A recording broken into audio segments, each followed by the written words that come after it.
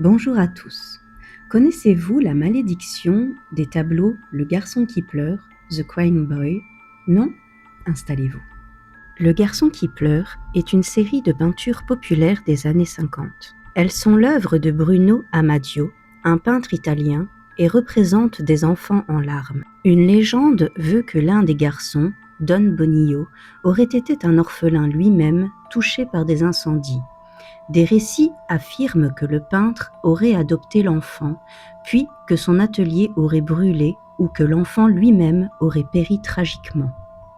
Mais la malédiction autour des tableaux ne débutera, elle, que dans les années 80.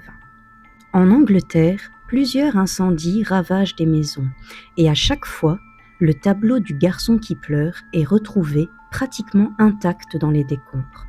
Cet élément n'échappe pas au tabloïd The Sun qui amplifie l'affaire, créant une panique et une malédiction autour de cette œuvre.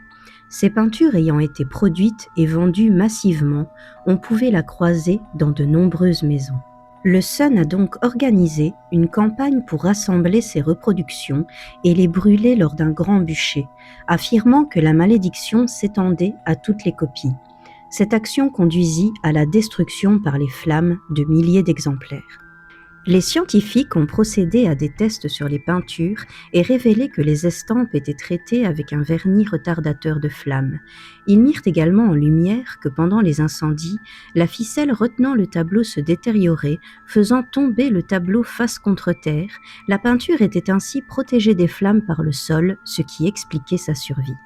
La malédiction du garçon qui pleure est donc un mélange d'art populaire, de superstition et de sensationnalisme médiatique, transformant une série de tableaux kitsch en un phénomène paranormal durable. Alors, véritable malédiction ou psychose alimentée par la presse? À vous de décider.